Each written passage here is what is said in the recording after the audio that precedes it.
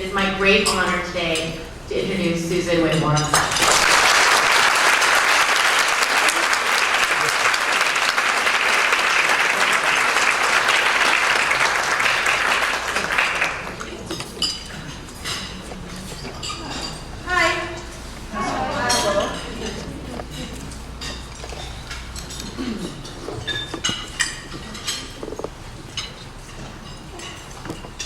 Well, I think I've met just about everybody in here at this point, but I'm Susan Whitmore, in case you don't know.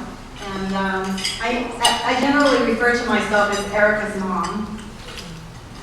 Before I tell you a little bit about who we are, I would like to acknowledge some of the people who have been instrumental in making griefHaven what it is today, and what it has yet to become, right? Yeah.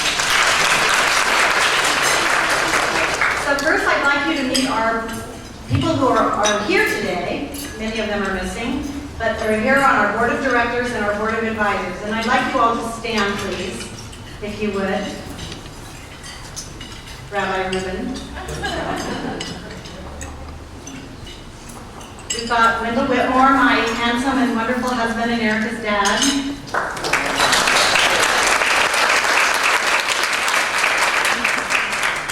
And of course, what would life be without our amazing Rabbi Stephen Carr Rubin?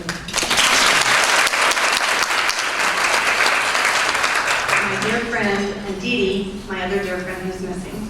My mother, Penny Fellows.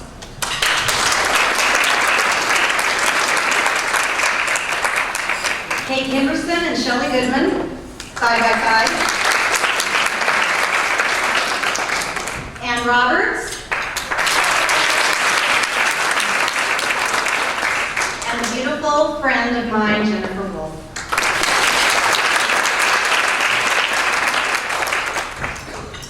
Also, last spring, when griefHaven had grown to where the need for our services far outweighed the office support available and the funding that I was so desperately working hard to raise, I made a difficult decision that something had to give, that I could no longer wear so many hats and work the hours I was working.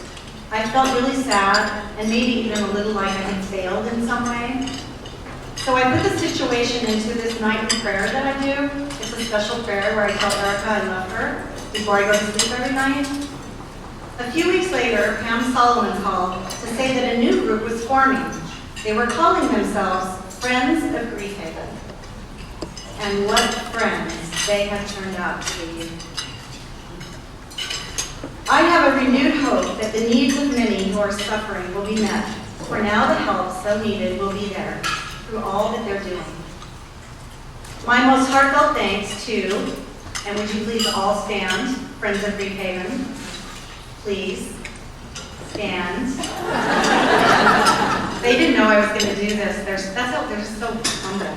Pam Solomon, Linda Rosen, Beth Abrams, Robin Aronson, Linda Rowdy, Melanie Pfeiffer, Jessica Michelle, Christina Porter, and Nicole Cruz.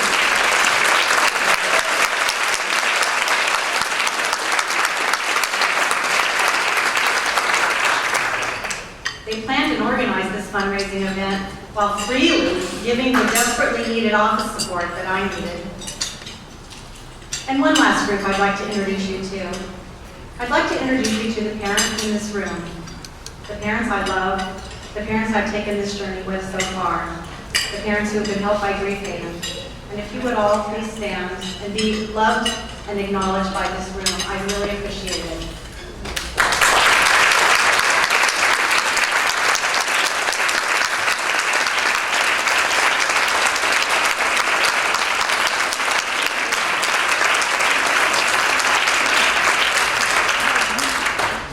They are amazing people. In 2002, my husband Wendell and I lost our beautiful daughter, Erica. She was 32 years old when she died from an extremely rare sinus cancer. And when I say extremely rare, less than 200 people had ever had it. Erica, our only child, was also my best friend. For over a year, she fought hard, and we fought hard. Erica died at home, surrounded by those she dearly loved. So you could say that I am here today because of Erica, because she lived and loved, because we loved, and because she died. Her dying touched my life so profoundly that I had to do something about it. I thought the day Erica died was the worst day of my life, but I quickly learned it really wasn't the worst day. The worst day was that first morning when I awoke and realized Erica was gone and that I would never ever see her again. My days and nights were filled with an indescribable pain. In fact, Mark Twain, masterful and adept at finding the right word for any occasion, was left utterly speechless when he attempted to express how he felt after the death of his daughter. He wrote, "To do so would bankrupt the vocabulary of all the languages." In the depths of my pain and despair from losing Erica, it suddenly occurred to me that thousands of others at that exact moment were experiencing the same depths of pain as me. And I wanted to create a source of comfort and respite for them that was so sorely lacking. I started looking around for something to help me, and I was just shocked that there was just nothing out there to speak of. How can that be, I thought. Shortly after, I had a profound experience as I was falling asleep one night. You could call it that unknowing sort of dropped into me all at once. And that is when I knew that an organization like griefHaven would be born, and that I, along with those I could convince to come along with me, would help it grow to where it would help many people worldwide. People often react intensely when they hear about the death of a child or siblings. At times, bringing up the idea of even having an event like this, someone would say, "I don't want to go to that. It's too sad. I can't even think about that." They are right. It is too sad. And that is exactly why those of us who are on this path to rebuild our lives without our children and our brothers and sisters need you in our lives supporting us. People say, "It's too unpleasant, too scary to even think about." I'd like to address this. Let me suggest something to think about. So many wonderful organizations started from something you could say was just as unpleasant or scary or sad. Things that take our children and loved ones from this world, like cancer, child abuse, murder, accidents, and even suicide. Yet people flock to support those causes, and thank God they do. People say, well, that is because they are doing something to save lives. We forget that those grieving the death of a beloved child or brother or sister often confront the worst pain and despair this world has to offer.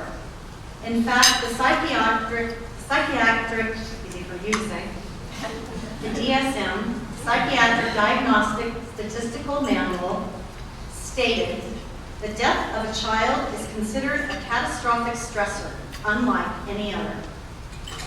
And such grieving is a lifetime process. You don't go through grief, you go through a tunnel. You learn to live with grief. So where is a parent or sibling to go when the cancer treatment fails, the child dies from abuse, the laws don't stop the reckless driver from killing a child, and all of the therapy in the world isn't enough to stop the person from taking his own life? Parents and siblings are left wondering, now what? They need hope just as much as the person who is battling cancer. The difference is, from the outside, you really can't see a broken heart. So that is where griefHaven comes in. Today, we support thousands of parents and siblings throughout the world. I know about being hopeless. I also know about wanting to die. And I also know about embracing life again. I tell those who are grieving, if I can do this, so can you. I am not that special. They need to hear from those who are ahead of them on the grief journey. In other words, they need something fairly simple. Guidance from those who know.